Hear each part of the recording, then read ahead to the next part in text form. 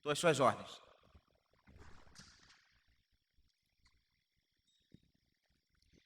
Que a graça e a paz do nosso Senhor Jesus Cristo seja sobre a sua vida, meu irmão, minha irmã, que nesse momento é recebido na primeira igreja presbiteriana de Niterói, ainda que de forma virtual, ainda que de forma online, para a nossa escola bíblica dominical.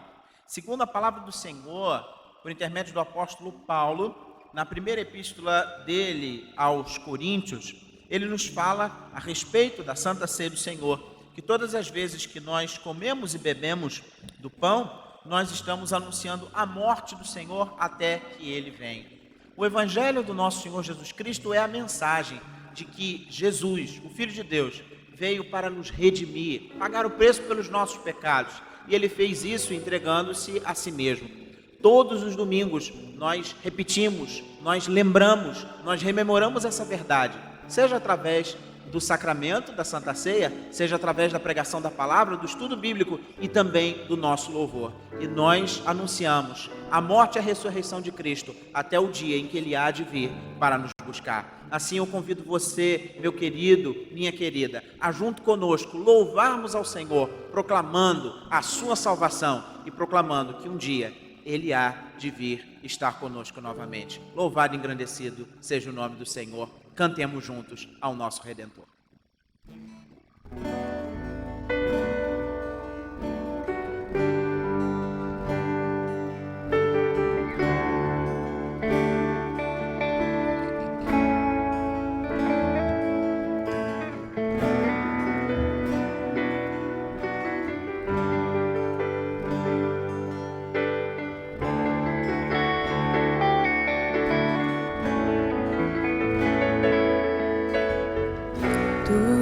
A minha luz, a minha salvação, e a ti me renderei.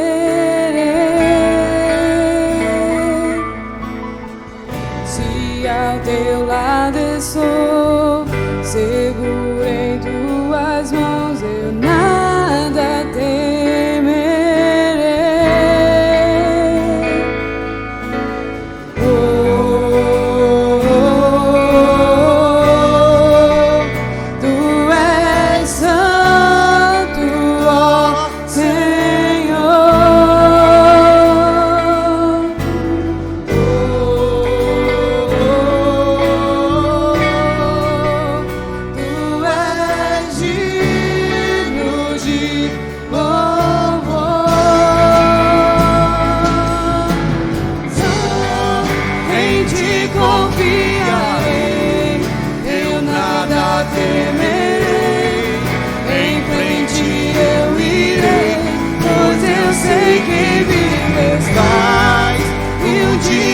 Voltarás do céu pra nos buscar, pra sempre reinarás. Aleluia.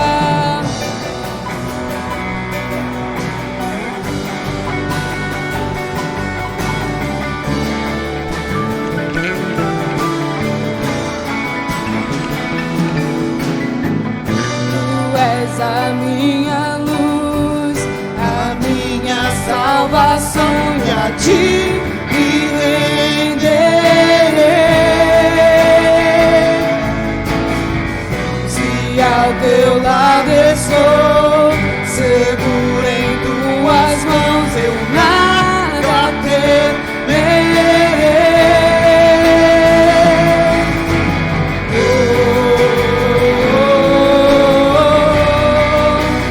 Tu és santo, ó Senhor.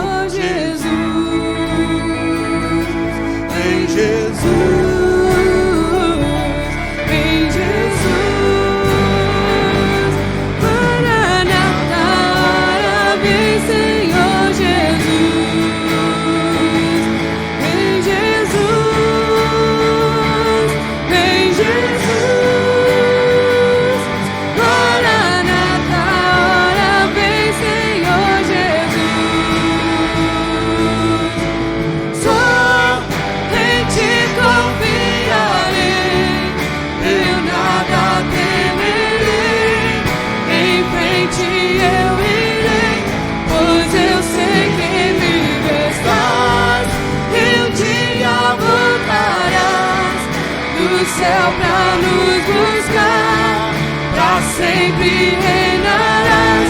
Aleluia. Só em ti confiarei, eu nada temerei. Em frente eu irei, pois eu sei que vives estás, e um dia voltarás do céu pra nos buscar, pra sempre reinarás. Aleluia.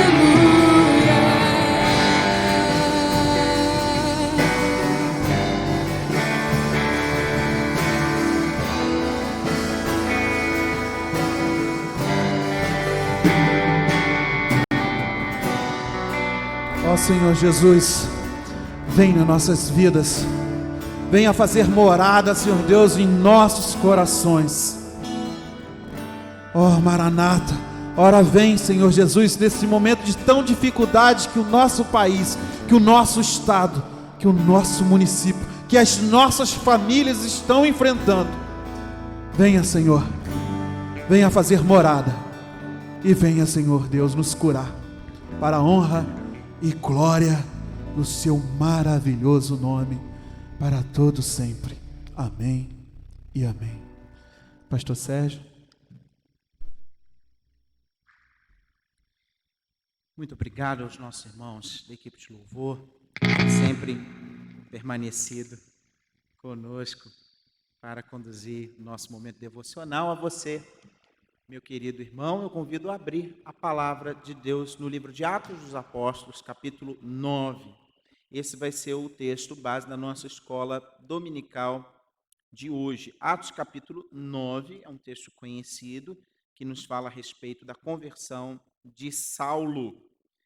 Não deixe de abrir a sua Bíblia, é uma escola bíblica, ainda que online. Não deixe de abrir a Bíblia, acompanhar, leia junto comigo aí da sua casa, Atos capítulo 9. E diz assim a palavra do Senhor: Saulo, respirando ainda ameaças e morte contra os discípulos do Senhor, dirigiu-se ao sumo sacerdote e lhe pediu cartas para as sinagogas de Damasco, a fim de que, caso achasse ali alguns que eram do caminho, assim homens como mulheres, os levasse presos para Jerusalém.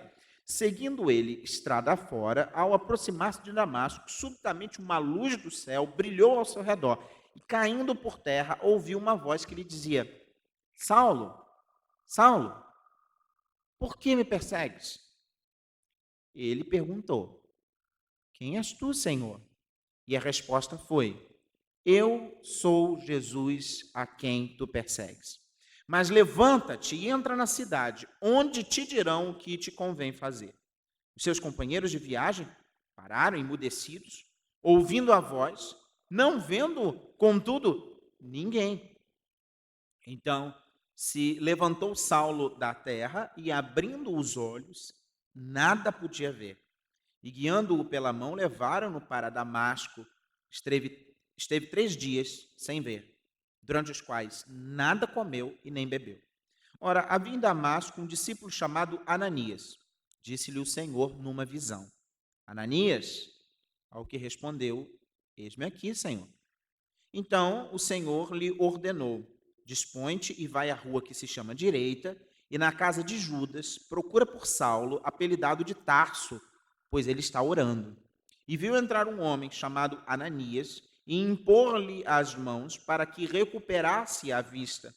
Ananias, porém, respondeu: Senhor, de muitos tenho ouvido a respeito desse homem, quantos males tem feito aos teus santos em Jerusalém. E para aqui trouxe autorização dos principais sacerdotes para prender a todos os que invocam o teu nome. Mas o Senhor lhe disse: Vai, porque este é para mim um instrumento escolhido para levar o meu nome perante os gentios e reis, bem como perante os filhos de Israel, pois eu lhe mostrarei quanto lhe importa sofrer pelo meu nome.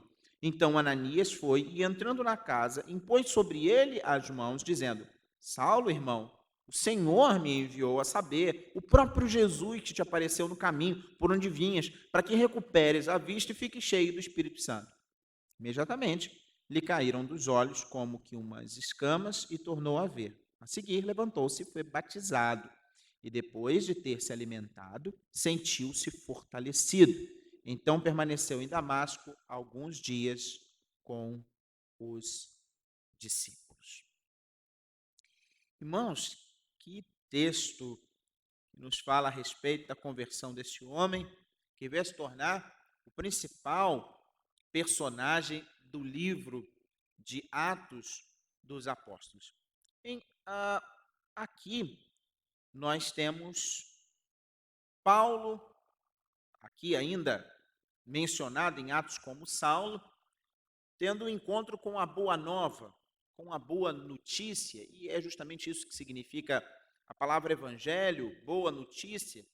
E as notícias nos são tão comuns, nos são tão importantes, há um verdadeiro sucesso dos meios de comunicação. A TV e o rádio ainda são muito populares, ainda aquelas pessoas que ao acordar ainda ligam os seus rádios para ouvirem as primeiras notícias do dia ou vão ouvindo o rádio nos seus carros, ainda aqueles que usam de forma farta, de forma abundante, de forma contínua as mídias sociais, as mais diversas redes sociais que se tornaram importante fonte de notícias, de veiculação de notícias. Só que essa constante veiculação de notícias faz não somente com que se espalhem rápido as informações, né, o termo que é utilizado, elas viralizam, mas pensa comigo, nas várias vezes que mesmo hoje você já acessou notícias, nós conseguimos nos lembrar de todas as notícias, de todas as informações que nós acessamos, a que nós tivemos acesso durante o dia, mesmo durante a semana. Será que nós conseguimos nos lembrar de todas? Será que todas essas informações, que todas essas notícias, elas têm a mesma importância, elas têm o mesmo valor? Com certeza, não. E assim, pensando sobre isso, nessa breve introdução, nessa forma de introduzir a nossa aula, eu me pergunto a respeito da vida da igreja, a vida do povo de Deus, a sua vida como membro desta igreja, a Igreja Presbiteriana de Niterói, e você que nos visita aí de forma virtual, também convido a fazer essa reflexão. Será que nós não precisamos, será que nós não precisamos, nós não devemos nos concentrar em manter o foco naquilo que realmente importa? E eu aplico isso à minha, à sua vida. Do que nós nos lembramos? Quais são as notícias mais importantes nas nossas próprias vidas das quais nós nos importamos? Com as quais nós nos importamos? Vejo, por exemplo, a data do aniversário de casamento, né? Fica complicado se a gente não lembra a data do aniversário de casamento, né? Um negócio meio pode dar problema, né? Ou talvez, com certeza, você se lembra do dia em que a sua esposa lhe disse que estava grávida, ou mesmo o dia em que o bebê nasceu, e tantos outros fatos importantes na nossa vida, ou mesmo na história. Quem é que não tem um mínimo de conhecimento a respeito do famoso 11 de setembro? Há datas que realmente importam, há fatos que realmente importam, há notícias que realmente são impactantes. E com relação à igreja, mais especificamente, eu quero lembrar que a principal, a primeira, a mais importante, a notícia fundamental, que a igreja precisa se lembrar, que a igreja precisa se manter no foco e jamais esquecê-la, porque é a sua missão anunciar essa notícia, é o Evangelho, as boas novas de Cristo Jesus. E quando falo isso, falo agora nos voltando para o texto que nós lemos no início da nossa aula, que o que está em jogo, o que está em maior destaque aqui na conversão daquele homem chamado Saulo, é que ele teve um encontro com o Evangelho. Para a gente poder entender o texto, a gente precisa levar um pouquinho as minúcias, poder descer um pouco aos detalhes dele. Em primeiro lugar, a gente precisa lembrar de quem que nós estamos falando. Nós estamos falando de Saulo, um jovem judeu que era perseguidor dos cristãos. Era perseguidor daqueles que são chamados aqui como os que pertenciam ao caminho. Essa é uma das primeiras expressões utilizadas no livro de Atos dos Apóstolos, o caminho, aqueles que pertenciam ao caminho, para se referir aos cristãos. E Saulo, você vai lembrar, lá, se você virar a sua página, no capítulo 7, no final do capítulo 7, do verso 54 ao versículo de número 60, e o primeiro versículo do capítulo 8, você vai ver que este jovem Saulo, quando Estevão, que foi um dos primeiros diáconos ordenados pela igreja do nosso Senhor Jesus, ali em Jerusalém, Estevão, ele pregou o evangelho diante do Sinédrio, diante das autoridades judaicas. Aquele diácono, ele foi expulso do Sinédrio, acabou sendo tomado como um blasfemo, e ele foi agarrado, levado para fora da cidade, e ele foi apedrejado, ele foi assassinado do lado de fora da cidade de Jerusalém, pelo crime que teria cometido, não cometeu, mas essa foi a acusação contra ele, o crime de blasfêmia, o crime de heresia, né? E ali naquele contexto, Saulo estava presente e, como sabemos, né, a parte da indumentária, das roupas, eram túnicas, né, e roupas sobrepostas. Aquelas pessoas, no ato de pegarem, agarrarem Estevão para apedrejá-lo, aquelas pessoas depositavam, né, as suas roupas, nas suas vestes, né, as roupas sobrepostas, aos pés de Saulo. Então, Saulo era ali alguém que estava presente naquele assassinato, né, e as pessoas, ele foi como ali uma espécie de guarda-roupa, né, onde as pessoas podiam deixar o seu casaco para poderem ir pegar as pedras e apedrejar Estevão. E diz o texto de Atos dos Apóstolos que Saulo, ele consentia na morte de Estevão, ele estava consentindo no assassinato, e ele foi um dos principais promotores da violência contra os cristãos. O texto vai nos dizer que ele nutria ódio, ele nutria rancor, no sentido de que ele queria destruir a igreja de Cristo, que ele entendia ser uma praga, ser um verme, ser algo muito pejorativo, uma doença dentro do judaísmo. Era assim que Saulo compreendia. Então, com o objetivo de humilhar, com o objetivo de devastar a igreja, ele arrastava os cristãos até as prisões. Então, o que Saulo fez? Ele foi até o sumo sacerdote em Jerusalém e ele pegou cartas de referência. Para quê? Para levar até a cidade de Damasco, para ali em Damasco, na Síria, caso ele encontrasse alguns crentes, caso ele encontrasse aqueles que eram do caminho, ele também fizesse com que eles fossem presos. É provável que esses cristãos que haviam na cidade de Damasco, né, que existiam ali na cidade de Damasco, eles fossem fruto do sermão de Pedro lá no Pentecostes. Né? Pentecostes, uma festa judaica, para onde todos os judeus afluíam no tempo da festa, dos mais diversos lugares. Então, terminada a festa, a gente sabe que muita gente ficou ali em Jerusalém ainda durante muitos dias, a ponto dos cristãos, dos primeiros cristãos, precisarem compartilhar os seus bens, porque a cidade estava cheia de cristãos que ali permaneceram durante tempo razoável. Até que, quando começou a perseguição, muitos se espalharam. Então, esses cristãos aqui podem ter sido fruto do Pentecostes e terem voltado, ou terem voltado quando começou a perseguição, que está narrada aí no capítulo 7 e no capítulo 8. Esse evento, esse fato, esse acontecimento da conversão de Saulo, ele é tão importante na narrativa que o evangelista Lucas faz aqui no livro de Atos dos Apóstolos, o mesmo autor de Atos é o autor do Evangelho de Lucas, que essa conversão, ela não é narrada só aqui no capítulo 9, do 1 ao 19, como nós lemos, mas ela também é narrada no capítulo 22, do verso 3 ao 16, e no capítulo 26, do verso 4 ao verso 18.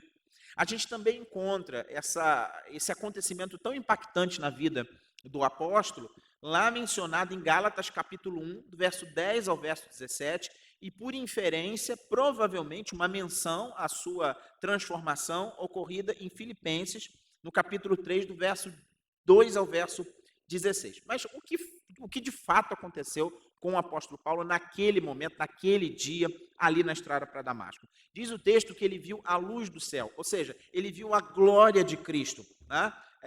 A sua conversão começou, olha que coisa interessante, a conversão de Saulo começou da mesma forma como terminou a vida de Estevão. Aquele diácono que foi assassinado, que Saulo consentiu na sua morte, que ele estava presente, o que diz o texto bíblico a respeito da morte de Estevão? Enquanto ele estava sendo apedrejado, né, diz que o céu se abriu e ele viu a glória de Deus Saulo, né, enquanto Estevão perdeu a sua vida vendo a glória de Deus, o fechamento da sua vida, agora Saulo, ele vê a luz de Cristo no início da sua nova vida, né? É muito interessante isso. E Jesus fala diretamente a Saulo. E a pergunta é interessante, né? Por que você me persegue? Aqui a gente tem um exemplo de comissionamento. Jesus falando diretamente àquele a quem ele está chamando. A gente tem esse exemplo profético, por exemplo, Isaías, no capítulo 6, do verso 1 ao verso 13, a gente vê esse exemplo também em Ezequiel, no capítulo 1 do livro de Ezequiel, do verso 1 ao 28, esses dois profetas, o profeta Isaías e o profeta Ezequiel, sendo chamados diretamente por Deus. E aqui nós temos um comissionamento, um chamamento, né? A vocação de Saulo por parte do nosso Senhor Jesus.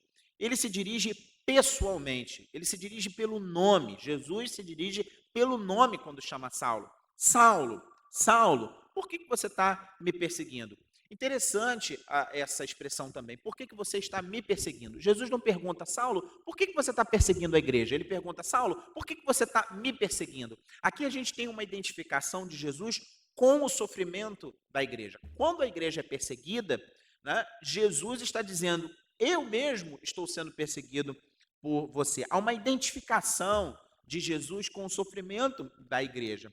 Agora, percebe comigo que no texto, quando Jesus se dirige a Saulo, Saulo se volta e pergunta, Senhor, quem é o Senhor aqui? Né? Quem és tu, Senhor? Gente, é interessante isso, porque o termo que ele aqui utiliza, o Kyrios, na língua grega, indica que ele está reconhecendo de que aquele que está falando não é qualquer um. Ele entende que está diante de alguma coisa muito especial, muito diferente. E aí ele se diz, quem és tu, Senhor? Com quem que eu estou falando? Né?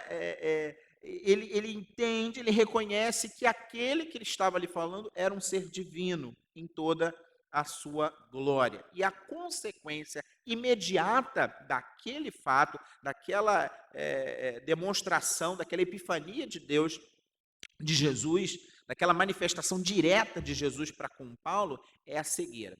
A cegueira, naquele caso, pode ter dois grandes significados. O primeiro, dando credibilidade ao fato, ao evento. Perceba que Saulo, ali naquele momento, ele tem testemunhas. Há companheiros que estão com ele, e diz o texto que eles pararam, ouviram a voz, mas eles não viram. Quem viu, né, a luz foi Saulo, mas havia testemunhas que alguém estava falando com Saulo.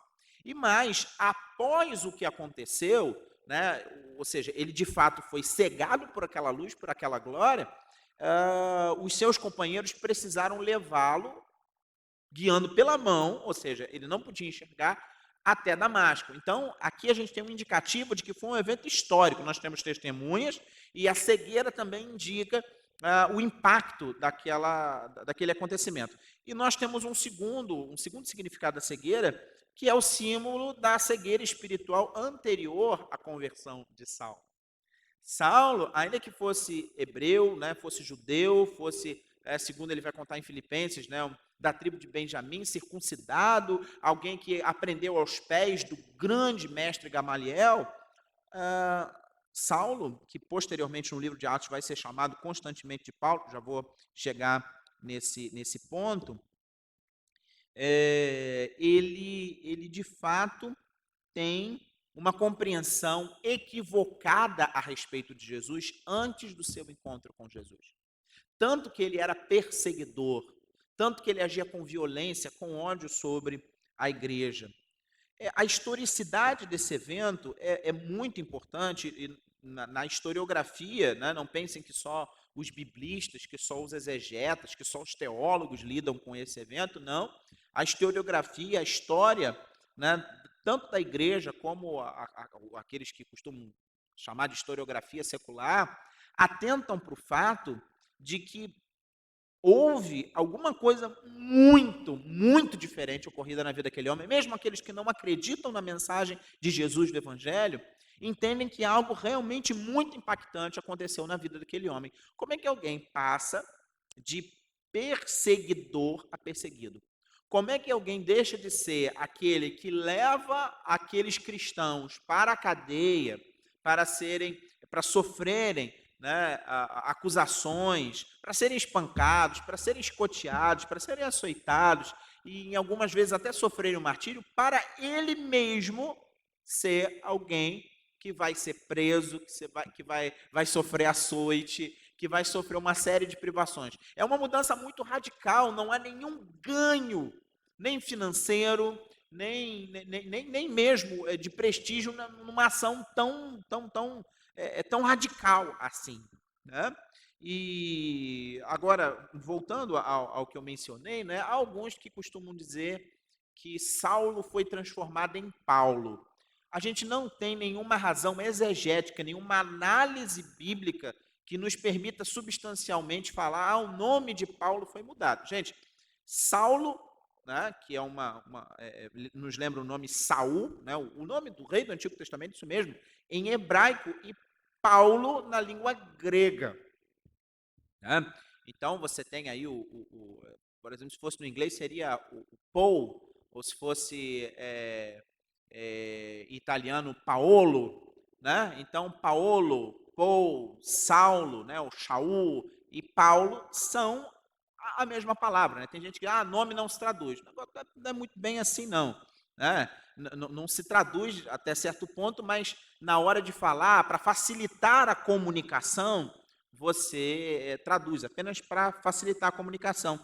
E aqui a gente tem uma situação em que Paulo, né, ou Saulo ainda, né, como ele está sendo mencionado no texto, eu vou manter essa referência porque é assim que está no texto.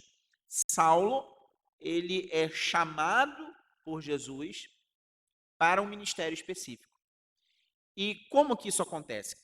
Saulo, ele vai até Damasco, ele é conduzido até Damasco, e ali em Damasco a gente tem um servo do Senhor chamado Ananias, um cristão, e Jesus aparece para Ananias e diz, Ananias, chama, né?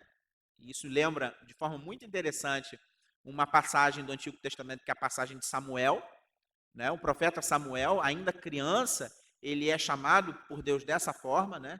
E o sacerdote orienta, olha, deve ser o Senhor. Se ele te chamar de novo, você responde assim, eis-me aqui. E é assim que Ananias, mostrando reverência, mostrando obediência, mostrando temor, responde a Deus. Responde ao Senhor Jesus. Ele diz, eis-me aqui, Senhor. E esse Ananias não era trouxa, não. Ele não era bobo. Ele sabia que Saulo tinha ido até Damasco com carta de referência para perseguir os cristãos. E ele pergunta, Senhor Jesus, o senhor não está falando desse aí que está perseguindo a gente? É como se ele estivesse falando assim, Senhor, é seguro eu ir até lá? Não vai dar ruim para mim, não? Não. E a resposta de Jesus, por que Saulo? Porque esse homem, em primeiro lugar, ele é um instrumento escolhido. Então, aqui a gente está falando da soberania de Deus, da ação providente de Deus. Ele tem alguém escolhido para cumprir a sua vontade, para cumprir uma missão que ele vai dar. Que missão é essa? Levar o nome de Jesus. Né? Jesus responde assim para Ananias, ele é um instrumento escolhido por mim para levar o meu nome. Uma rápida observação aqui, perceba que não é levar Jesus. Não sei se você já parou para pensar nisso. Mas ninguém leva Jesus a ninguém. Porque se você lembrar, Jesus é Deus e ele é onipresente. Se você lembrar comigo, lá no final do Evangelho de Mateus, a gente tem um encontro de Jesus com os discípulos e Jesus vira assim e diz para os discípulos, toda autoridade me foi dada no céu e na terra. O que significa que Jesus já é rei de todo o universo. Ele já reina sobre todo o universo. Então, quando a gente leva a mensagem do Evangelho, a gente está levando o conhecimento do nome de Jesus. A gente não está levando Jesus. Na verdade, Jesus já está lá antes da gente chegar. Jesus já age na vida de todas as pessoas, sem exceção. As pessoas, às vezes, não entendem, não reconhecem isso. E para que ele haja de forma salvadora, é necessário, pela obra, pela providência de Deus e pela designação de Deus, a fé que faz com que a pessoa receba esse Jesus como Salvador, e isso muda completamente o sentido da sua vida. Saulo era um vaso escolhido por Deus, era alguém escolhido por Deus, ele estava no caminho para Damasco por orientação divina. Tudo fazia parte do plano perfeito, completo de Deus.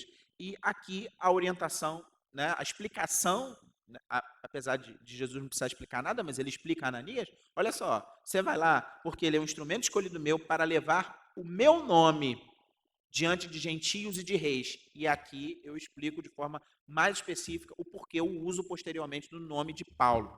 Saulo é o nome hebraico desse personagem bíblico, não é? E Paulo é a sua versão latinizada. Para quem que Saulo vai pregar? Para os judeus?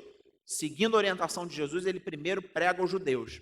Mas sempre que ele é escorraçado das sinagogas, ele faz a mesma, segue a orientação de Jesus, que está lá nos evangelhos, que ele deu a missão dos 70 discípulos. Ele sacode os pés, sacode a poeira, beleza, estou indo para os gentios. Se aqueles da casa de Israel não querem receber o Messias, eu vou continuar pregando a quem quiser ouvir. Então ele prega também para os não-judeus. E para pregar aos não-judeus, então o nome dele passa a ser utilizado na narrativa de forma latinizada. Paulo, está aí a explicação. Ainda que eu ame muito aquela música do inário assembleiano, da harpa cristã, já achei uma flor gloriosa que fala que Saulo foi transformado em um Paulo. Tem um simbolismo, é claro, nessa menção. Mas, agora, para a gente entender aqui, e esse é o tema fundamental da nossa aula de hoje, o que é que mudou a vida de Paulo? O que é que transformou radicalmente a caminhada desse homem? Foi o Evangelho que mudou completamente a vida de Paulo. Foi o Evangelho que fez com que ele mudasse radicalmente a sua forma de enxergar as coisas e a sua própria vida. E se a gente pudesse dar um tema, um título à nossa aula, é justamente esse: o caráter singular das boas novas. Há um caráter único no Evangelho. O Evangelho, as boas novas, foi isso que mudou a vida daquele homem. E para começar a explicar de forma mais específica o que é o Evangelho, afinal de contas, para além da tradução básica, o Evangelho é boa nova. Boa nova de quê? Que boas novas são essas? Eu queria começar dizendo o que não é Evangelho. O que não é Evangelho? O Evangelho não é um salto irracional. O Evangelho não é um salto irracional capaz de ser superado pela investigação intelectual. O que eu estou dizendo? Tem gente que acredita que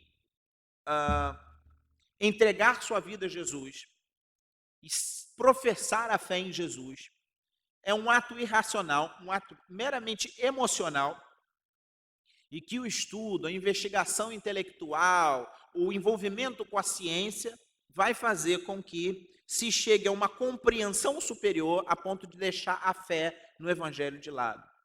Isso não é Evangelho. O Evangelho não é um salto irracional.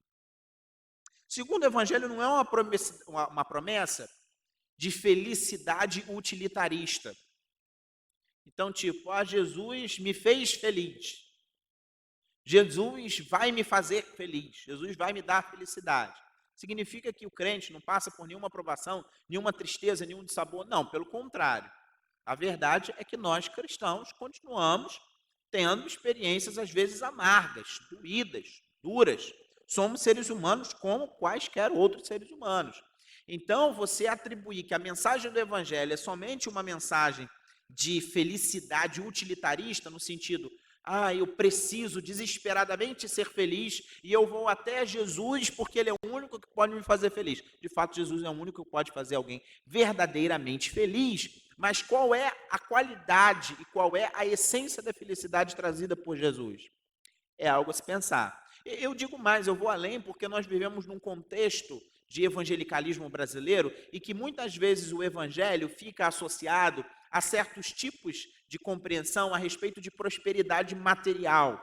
Então, eu vou contar para você o que Jesus fez na minha vida. Jesus me deu um carro, Jesus ele curou a minha enfermidade, Jesus todas essas coisas, elas, de fato, Jesus pode abençoar uma pessoa financeiramente, e ele faz, ele tem feito isso. Jesus pode nos abençoar fisicamente no sentido de curar as nossas enfermidades, mas essas verdades a respeito do poder de Deus não são a essência do Evangelho e não podem ser transmutadas pelo Evangelho. Elas não podem ser consideradas como sendo o Evangelho. Isso não é Evangelho. Terceiro lugar, Evangelho não é um recurso de espiritualidade, um recurso de religiosidade, um recurso de moralidade. Então, está na moda falar de espiritualidade, está na moda de falar de pessoas que se dedicam agora a viver uma vida espiritual, né? E como se Jesus fosse trazer esse equilíbrio à espiritualidade, né? Há pessoas que confundem o Evangelho com os ritos, com a religiosidade, com a vida eclesiástica, com a dinâmica interna da igreja, seja nas nossas reuniões, nas nossas associações internas, né, nos nossos departamentos internos, nos nossos ministérios internos, ou seja, na própria dinâmica do culto, na liturgia do culto, nos ritos que nós temos, nas orações que fazemos, nas músicas que cantamos. Isso não é o Evangelho. Tanto quanto o Evangelho não tem nada a ver com, essencialmente, com moralidade. Como assim? É possível ser um ser? É possível ser um ser? Olha só, né? É possível ser uma pessoa moral, no sentido de não cometer atos imorais, sem se converter ao Senhor Jesus Cristo. É possível. Há pessoas que, refletindo a imagem e semelhança de Deus, conforme a própria Bíblia nos fala, que Deus, ao nos criar a sua imagem e semelhança, coloca uma lei moral no nosso coração, existe uma noção de certo e errado. Há pessoas que caminham moralmente bem e não são cristãs. E aí, o que você me diz? Porque, ainda que o Evangelho tenha implicações morais, o Evangelho não é um recurso de moralidade. Tá, pastor, a gente entendeu. Essas coisas não são Evangelho. O que é o Evangelho para o mundo? Segundo a primeira epístola de Paulo aos Coríntios, no capítulo 1, do verso 18 ao verso 21, há duas formas básicas do Evangelho ser compreendido pelo mundo. Elas se desdobram em muitas possibilidades de minúcias e detalhes, mas eu simplifico, segundo a 1 Coríntios 1, de 18 a 21, de duas formas básicas. O Evangelho para o mundo é loucura ou é escândalo? E é interessante porque é loucura para os gentios, aqueles que não são judeus, né? Segundo Paulo vai contar lá, para aqueles que se perdem. Por quê? O Evangelho é loucura porque ele não faz sentido para o homem natural. Intelectualmente falando, racionalmente falando, pura e simplesmente, única e exclusivamente, não estou dizendo que não haja racionalidade, que não haja certa lógica, coerência na mensagem do Evangelho. Existe. Só que para o homem natural, para o homem cego espiritualmente, aquele que se perdeu nos seus delitos e pecados, o Evangelho é loucura. Assim como para os judeus, o Evangelho é escândalo. Mas como assim o Evangelho é escândalo para os judeus, o povo de Deus do Antigo Testamento? Porque o Evangelho não batia com as expectativas que os judeus tinham quanto ao Messias. O Antigo Testamento vai preparar o povo judeu e toda a humanidade para aquele que viria, para Jesus, para o Messias. Só que a forma como eles compreendiam, e muitos ainda compreendem, é um Messias político, um revolucionário político, alguém que vai restaurar o Estado de Israel, a sua plenitude, a sua glória e tudo mais. E loucura e escândalo é exatamente aquilo que a gente espera dos que não creem. Aqueles que não creem no Evangelho, nós esperamos que eles lidem com o Evangelho exatamente assim, como loucura, como escândalo. E eu fico um pouco preocupado, e tem sido tempos difíceis, como equipe pastoral, às vezes a gente para um pouquinho para conversar isso, as pessoas que têm estado muito desesperadas no nosso contexto político, social brasileiro, porque o que você espera daqueles que entendem que o evangelho é loucura e escândalo? Perseguição. Assim como aconteceu com Saulo. Saulo era perseguidor da igreja. Exclusão, má compreensão. Se não perseguição, que no caso do Brasil, nós, graças a Deus, de fato não percebemos perseguição nesse sentido, a ponto de sermos violentados, mas uma má vontade. É isso mesmo. A má vontade para com evangélicos, para com cristãos, sim. Mas o que a gente ia esperar? É isso mesmo. Quando vivemos o verdadeiro evangelho, é isso mesmo que nós devemos esperar. E eu não estou falando aqui, não estou me referindo a ocupar cargos públicos, eu não estou me referindo a questões relacionadas a isso, eu estou me referindo a viver verdadeiramente o evangelho.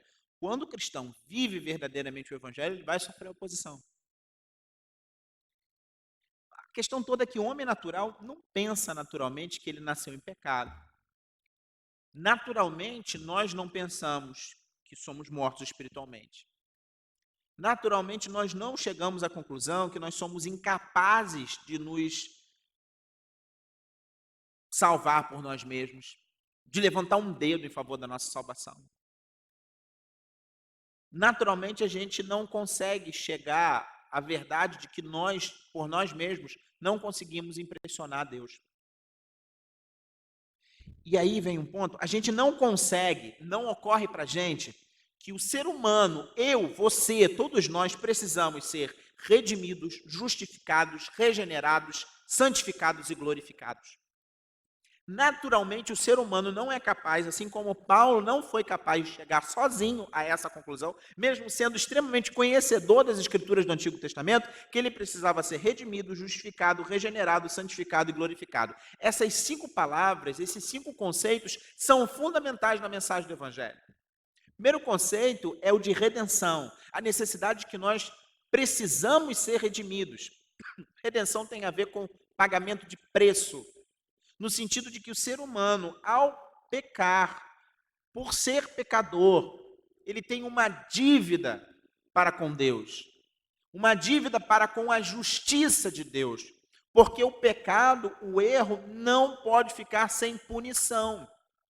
E eu e você, como seres humanos, porque nascemos em pecado, não temos condição de pagar esse preço por nós mesmos. E nem sacrificando animais conseguimos pagar isso. Haveria necessidade de continuamente ficarmos sacrificando e sacrificando e sacrificando. A mensagem do Evangelho vai nos dizer que um preço foi pago pelos nossos pecados. Nós precisamos entender que, além desse conceito de redenção, existe um conceito que é o conceito de justificação. Porque mesmo os nossos pecados sendo pagos, isso não nos faz justos. Nós continuamos sendo pecadores. Os nossos pecados foram pagos, mas a culpa do pecado permanece em nós, porque os culpados dos nossos pecados somos nós. Então, existe um conceito fundamental, que é o conceito de justificação. O que é isso? Houve alguém que pagou os pecados, mas ele pagou sem merecer pagar essa conta. E o que ele fez? Por ser completamente justo, ele aplica sobre nós a sua justiça. Esse é o conceito de justificação.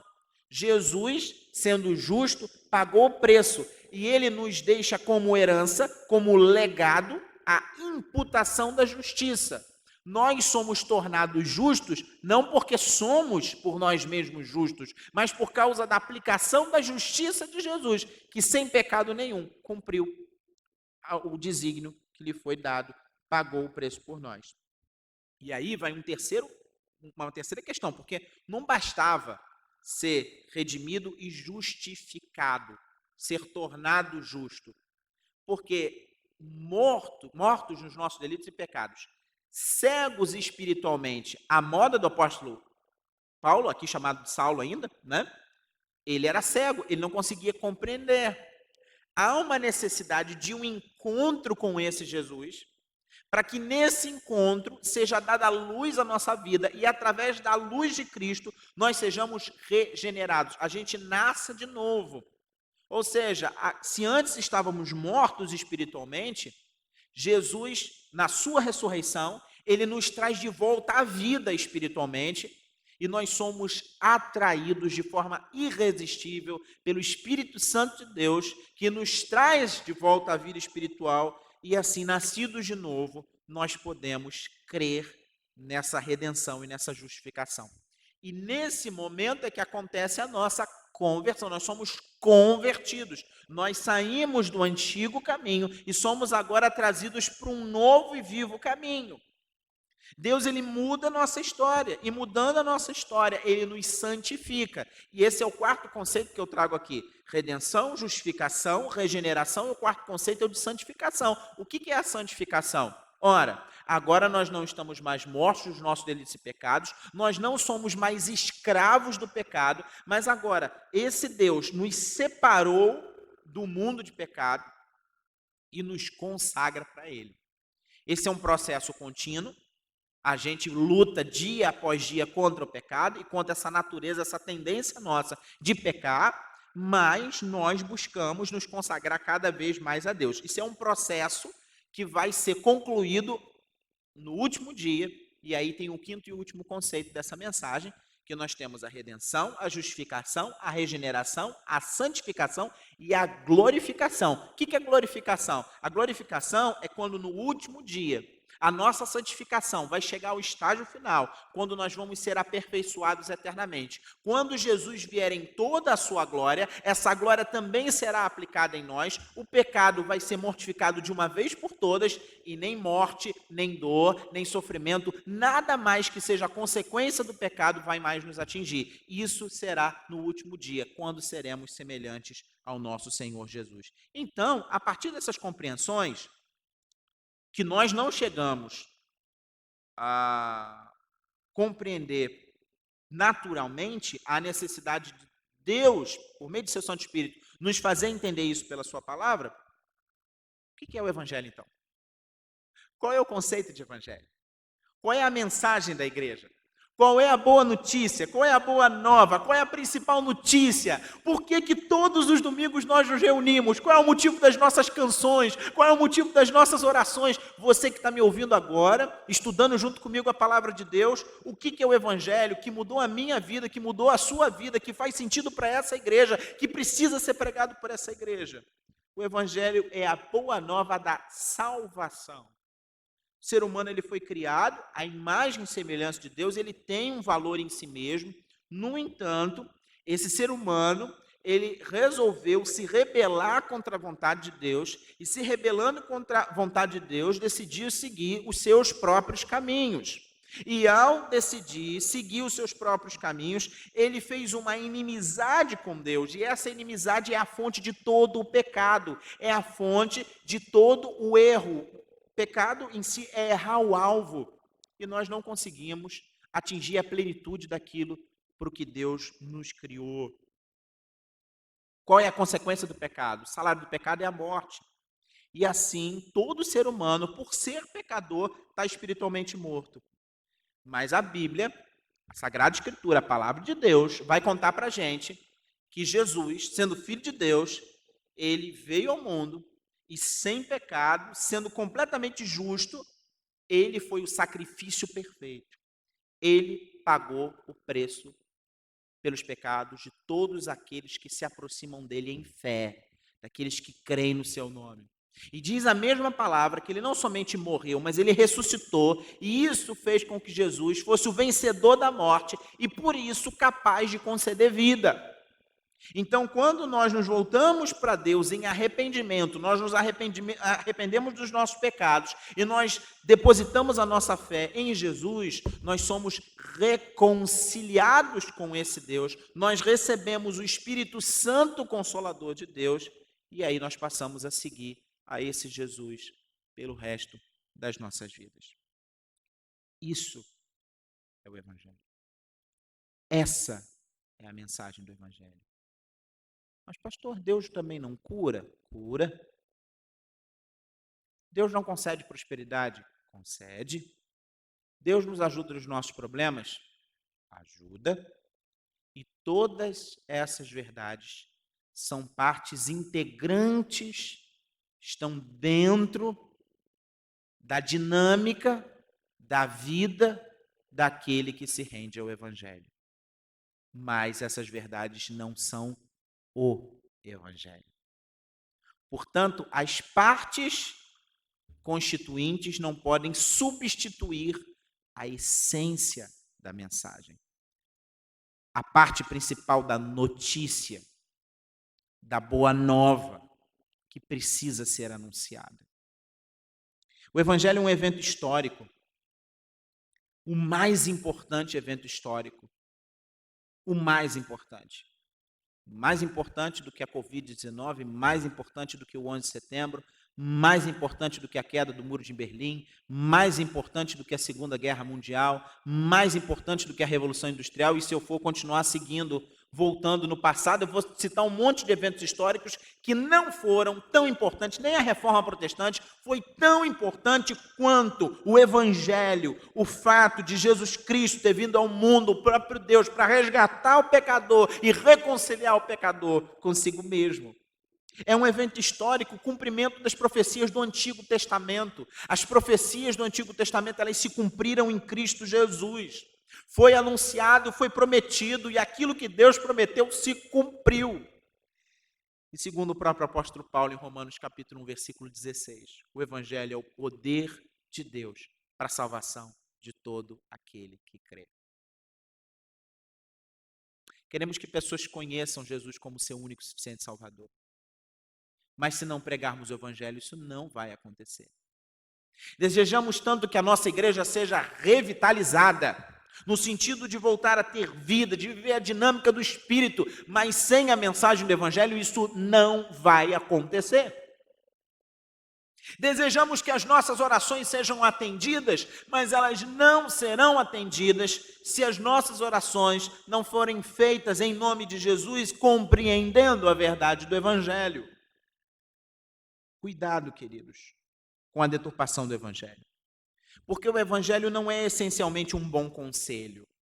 Ainda que as palavras do nosso Senhor Jesus, em todo o conteúdo da Sagrada Escritura, nos deem bons conselhos.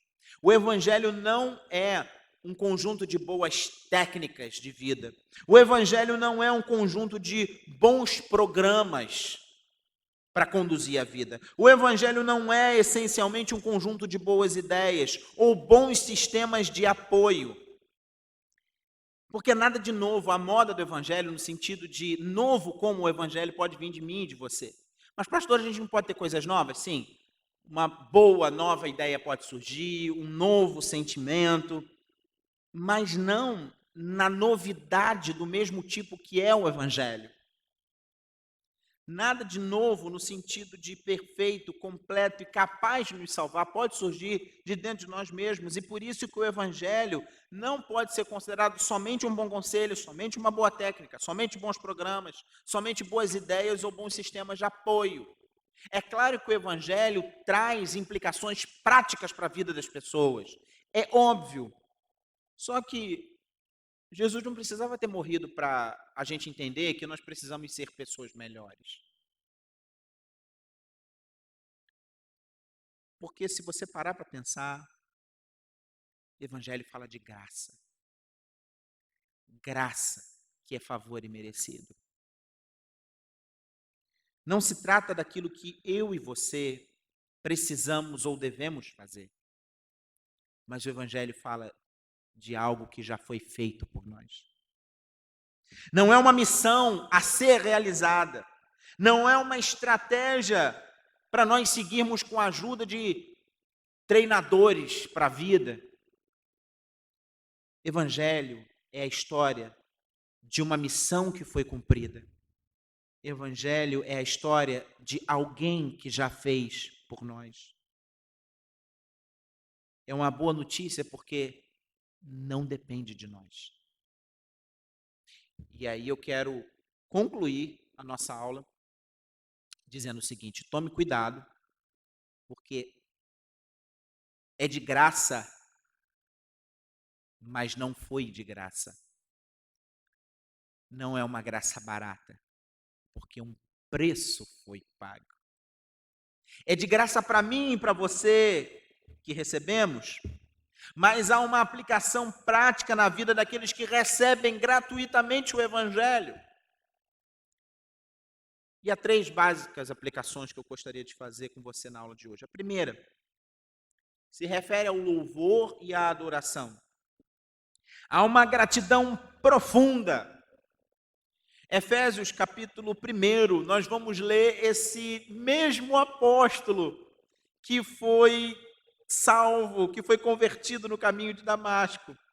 Nós vamos ler lá em Efésios capítulo 1, esse homem glorificando a Deus, dizendo o seguinte: bendito Deus e Pai de nosso Senhor Jesus Cristo, que nos tem abençoado com toda a sorte de bênção espiritual nas regiões celestiais em Cristo, assim como nos escolheu nele antes da fundação do mundo, para sermos santos e irrepreensíveis perante ele, e em amor nos predestinou para ele, para a adoção de filhos, por meio de Jesus Cristo, segundo o beneplácito da sua vontade, para louvor da glória da sua graça que ele nos concedeu gratuitamente no amado, no qual nós temos a redenção pelo seu sangue, a remissão dos pecados segundo a riqueza da sua graça, graça que Deus derramou abundantemente sobre nós, em toda a sabedoria e prudência, desvendando-nos o mistério da sua vontade, segundo o seu beneplácito que propuser em Cristo, qual?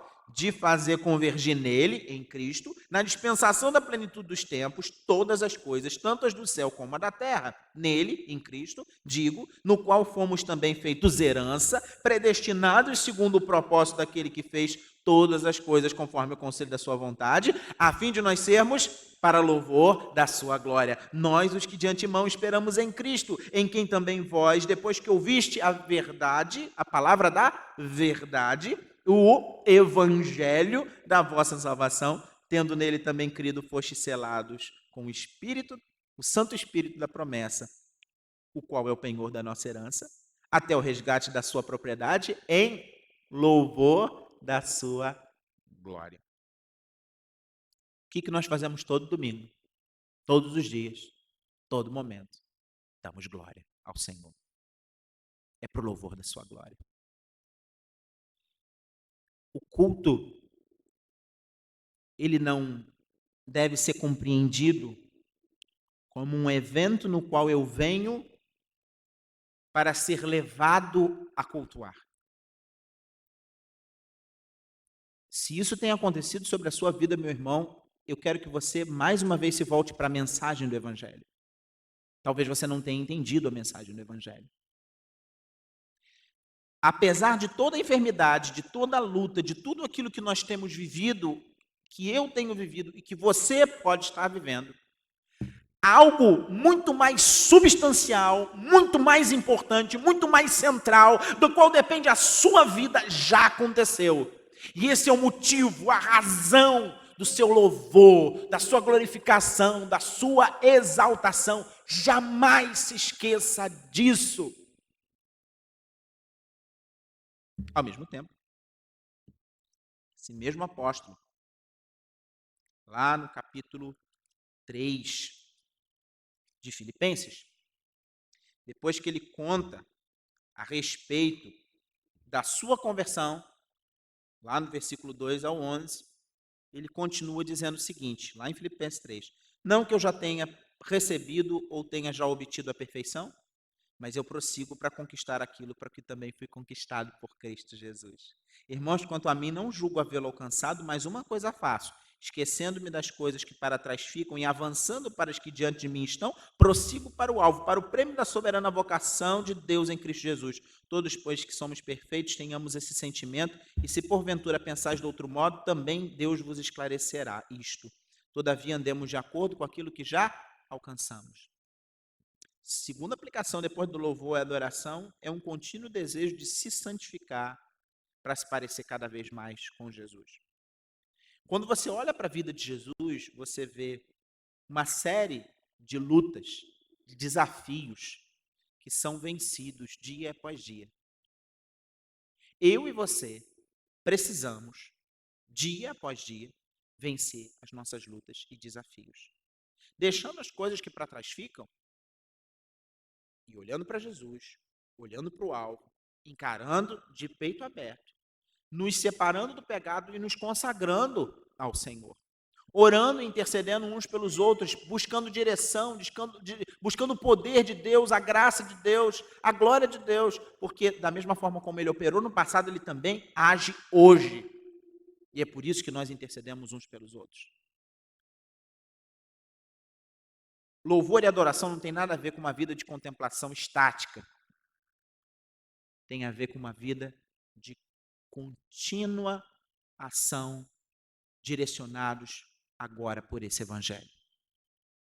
E por fim, não é só louvor e adoração e santificação, que é separar-se do pecado e consagrar-se para Deus, mas é uma vida de evangelização. Esse mesmo apóstolo, na segunda epístola que ele escreveu para os Coríntios, nos disse assim no capítulo 5, a partir do verso 18.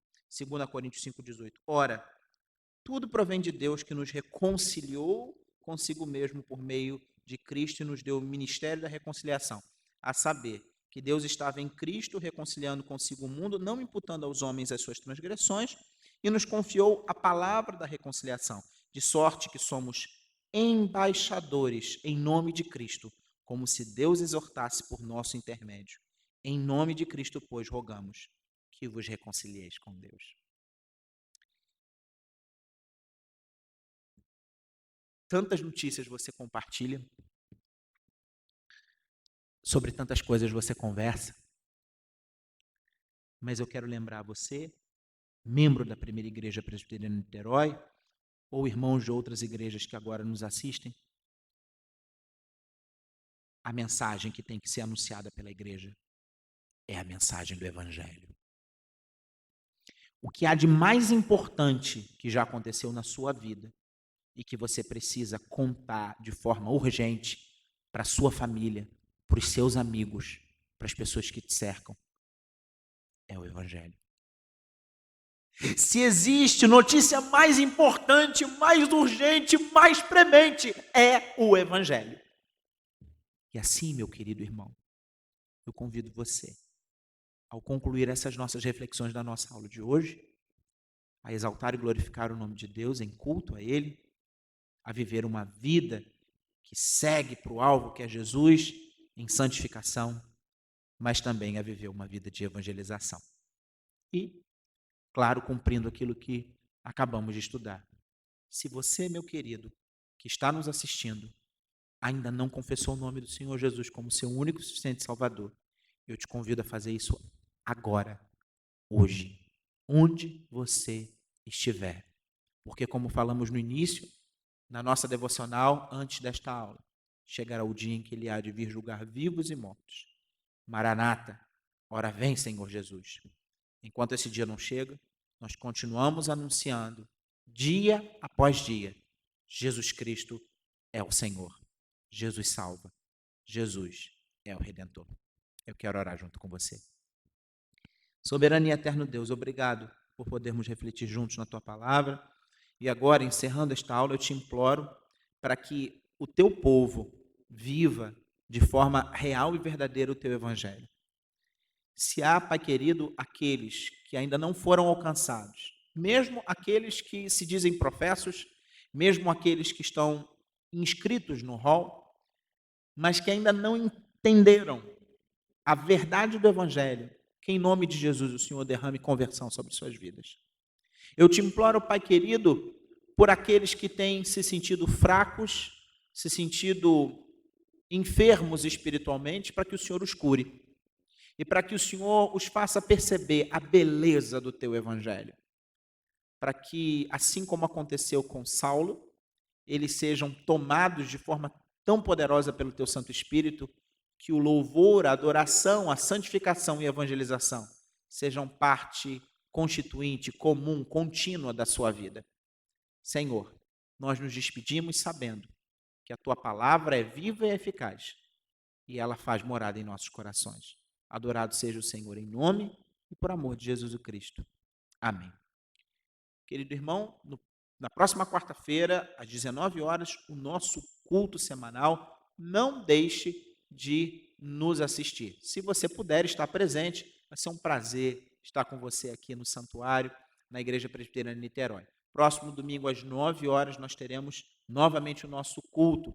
Enquanto nós não retomamos as nossas atividades de forma plena, em meio a essa pandemia, eu convido você a não deixar se esfriar, a não deixar de comungar, seja através de uma mensagem de texto, seja através de um telefonema, seja através de um e-mail, não importa, mas que nós possamos continuar juntos em comunhão e mais, convido você a não deixar de adorar, de se santificar e de evangelizar.